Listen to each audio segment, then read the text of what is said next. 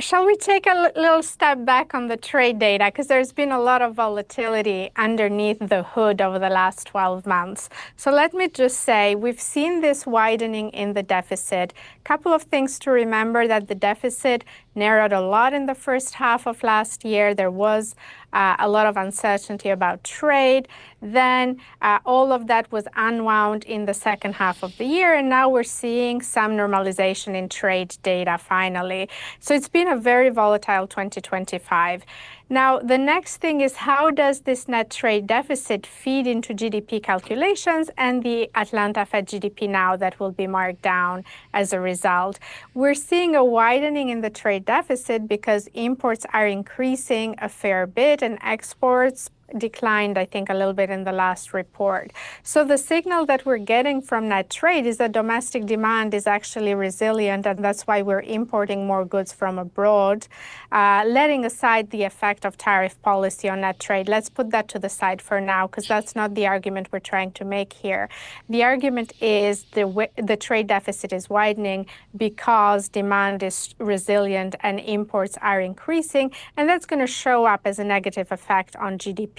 But it might be offset by other components of GDP. If some of these imports are being used to build inventory levels, then I think inventories will make a more positive contribution to GDP and offset it to some extent. So overall, when I think about the net trade balance for the US economy, I'm going to look at the components before I decide it's a good or a bad data point for the outlook. So, Blarina, tomorrow we're going to get some more inflation data, core PCE, which is certainly an important data point for the Federal Reserve here. What's your view? What do you think we'll see tomorrow? What's your view of inflation in this country?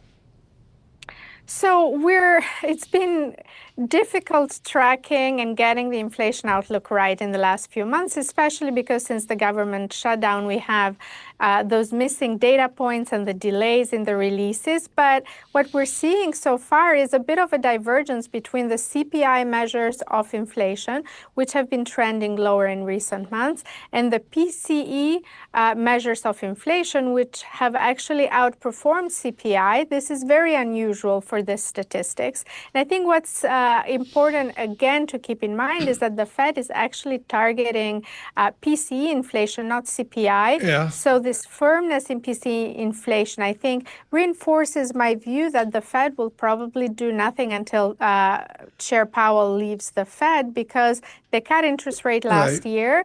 Now they're seeing firmer PCE reports. We saw the employment data last week, which were actually not soft. And all of that reinforces this idea that we better stay on hold on interest rates for the first half of this year. Blarina, this came up twice, even 3 times yesterday.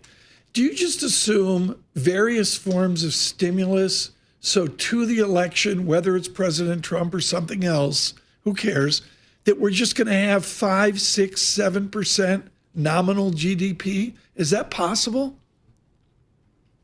The U.S. economy has shown remarkable resilience in the face of one of the sharpest interest rate increases since 2022. Then we had trade policy volatility. We had government policy volatility and shutdown. So nothing would surprise me if we get a resilient economy this year as well. But I also think we have the conditions to achieve that, because financial conditions eased a lot at the end of last year, and the Fed cut interest rates by 75 basis points. We also have a lot of capex in the pipeline. When you look at company guidance for AI investment, I think that's increasing in 26 relative to last year.